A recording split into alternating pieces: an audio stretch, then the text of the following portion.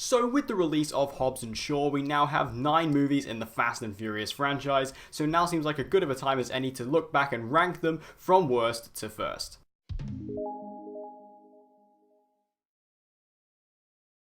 Now, I'm a big fan of the Fast and Furious franchise, I have been for a long time now. I just think the movies are just pure fun, and that's as simple as it is. There's nothing more to it than that. They aren't particularly intelligent movies, they aren't exactly intellectual films, but they are just a good time and just a great thing to watch. I have them all on Blu-ray here, 1 to 6 there, we have 7 and 8. I need to upgrade these all onto 4K soon, as they've just released that here in the UK. But it's still awesome just to really delve into these films, just watch them and enjoy them, be a part of the universe and be a part of the family, if you will. But with the release of Hobbs Shaw, we now have 9 films, including a new spin-off movie, so it seems like a good time to go back and rank them. Make sure you leave your ranking in the comments down below, and with all that out of the way, let's jump into it. Starting off at number 9, we have Too Fast, Too Furious. This was the sequel to the original film, and this one for me just feels kind of the least important and kind of just most flat of the entire franchise. The movie is kind of just taking a direct line off from the first movie. This film doesn't feature Dominic Toretto in any way. This is definitely in the era of Fast and Furious where Brian was the main character. This really focuses on Brian going to Miami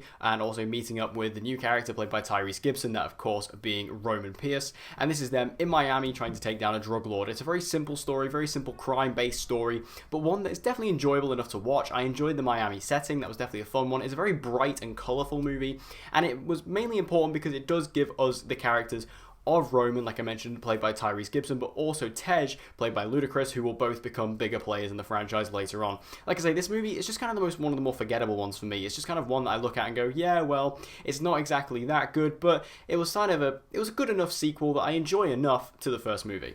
Coming in at number 8, we have The Fast and the Furious Tokyo Drift. Now, Tokyo Drift is kind of a movie I have a soft spot for in my heart. Tokyo Drift is just a ridiculously fun movie that I just think is kind of the black sheep of the family, but it's definitely one that I really enjoy. The Tokyo setting is just beautiful in this movie. I really love that. Going to Tokyo was just so different and interesting to what we'd seen, especially in a racing movie that, you know, at this point in the franchise was already pretty based in LA and also just in America in general. To branch out from that to go to Asia was really interesting, and although I feel like the main character of this film, Lucas Black, played by Sean Boswell, is not exactly the most interesting or even that good of a character really, it was just served as a good base plate to explore Tokyo and just expand the world of the Fast and the Furious a little bit, and also to really delve into, you know, the drift culture of Tokyo. That was really cool. This is back when the franchise was actually about racing, so to explore a new element of racing that we hadn't seen in the franchise before in the case of this drift culture was really nice. And we also got the introduction of Han, who is one of the best characters in the franchise,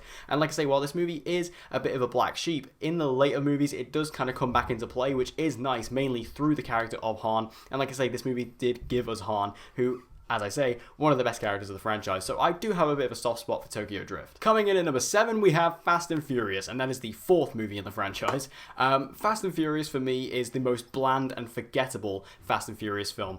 Even though this was kind of the big reboot of the franchise that brought back Vin Diesel and Michelle Rodriguez and Jordana Brewster, it just felt like a very flat movie to me. It's one of the ones in the franchise, or even more so the most of the franchise, that I always just feel the least engagement to go back into and to rewatch. It has the least rewatchability to it for me. I just feel like the story wasn't there, the villain wasn't particularly threatening, and I feel like the setting wasn't particularly inventive. It was kind of one of the movies that just kind of fell flat for me. It kind of came and went, and for the franchise, for me, it's the most forgettable. I don't really remember this one all that much. I don't care to go back and watch it anytime soon. It's just a movie that is kind of there and served as a lot of setup to get us to the glorious Fast 5. Coming in at number 6, we have The Fast and the Furious. This is of course the first movie in the franchise, the launching point, and this movie, while being a shot-for-shot remake essentially of Point Break, just changing the story, changing the characters, I still really enjoy this movie, and without this one we wouldn't have the franchise. It's a really fun film that you can sit back and enjoy with. I really enjoy the introduction to all these characters in this movie. Of course, we have Brian O'Connor, played by Paul Walker, and we have Dom Toretto, played by Vin Diesel, and even the introduction of all the other characters as well, like Michelle Rodriguez as Letty and Jordana Brewster as Mia. Just all these characters being introduced to them for the first time, and especially at this point in time, looking back at this film, seeing how far all the characters have come, it just is really special and really nice, and it kind of grounds this movie in a way, because the Fast and Furious films have become such action-heavy, ridiculous movies. To kind of see it grounded back to this level of the street racing is really refreshing to go back to every now and then. And I just enjoy the street racing element of this movie, especially, these first few films in the franchise. This one it always, again, will kind of like Tokyo Drift, it will always have a special place in my heart. I will always love this movie, and it's always fun to go back to, especially when you look at how far this franchise has come. I just enjoy the story of it. I enjoy how basic it is. I enjoy how simple it is, because again, in comparison to the other films in the franchise later on, this one just feels nice and simplistic. In at number 5, we have The Fate of the Furious, or Fast and Furious 8, whatever you want to call it. This is, of course, the 8th installment of the franchise. This one is an interesting one, because this comes in the kind of reboot era of the Fast and Furious franchise, where it really stepped up to another level. And this movie, for some people, went a step too far. For me personally, I still had a great time with it. I still have a blast. I still think the movie, it does obviously, you have to suspend your disbelief completely while watching any of these films, really. But this one in particular, there were a couple of moments that really do kind of make you question where the realism comes from in this franchise and where the rules are established. But I feel like this film, taking Dom and turning him against the family, was a nice story plot. I enjoyed that, especially because it wasn't some, ridiculous thing. It wasn't some reason, or he wasn't being brainwashed or anything like that. There was a legit reason as to why he was doing it. And when you find out why he did it, you can totally get it. And I really appreciated that. Also, I really like Charlize Theron as the villain in this movie.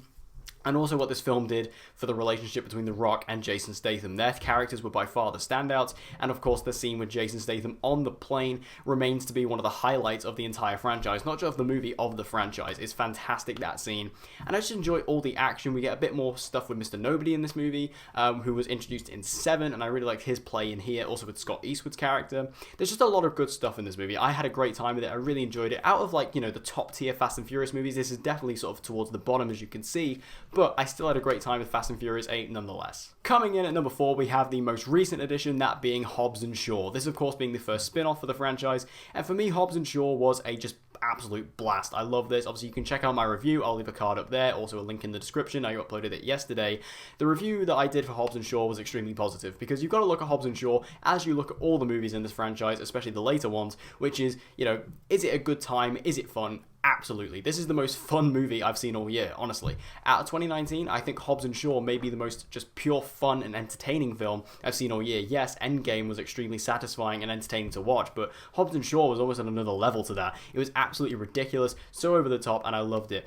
Furthering the relationship between The Rock and Jason Statham established in The Fate of the Furious was a great idea. I was never particularly enthused about the idea of a Hobbs spin-off, and when you throw Shaw in there as well, it definitely adds a bit more fuel to the fire. Also, Vanessa Kirby was a great addition as Shaw's sister Hattie, who I thought really did play well with all the others, and was also able to hold her own against such big personalities like The Rock and Jason Statham. Also, throwing in Idris Elba as the villain, as a super-powered villain, was a great idea that I didn't know I needed. And again, yes, while it may be ridiculous, it may be completely off the wall, it just fits the tone and the vibe of this movie that it has going for it. And in the end, Hobbs & Shaw, it had one job, which was to entertain, and it certainly did that, and that's what lands it in this place of my ranking. Coming in at number 3, we have Furious 7. Now, Furious 7 was obviously the big kind of push for this franchise that it really needed. 7 was the one that really brought this franchise into the public eye. Before this, Fast and Furious was kind of a niche franchise. Although it did get bigger with each installment, it didn't really reach the global audience level that 7 did. 7 was the first movie in the franchise to break into the $1 billion club, and from that point forward, it really launched the franchise into Hollywood stardom.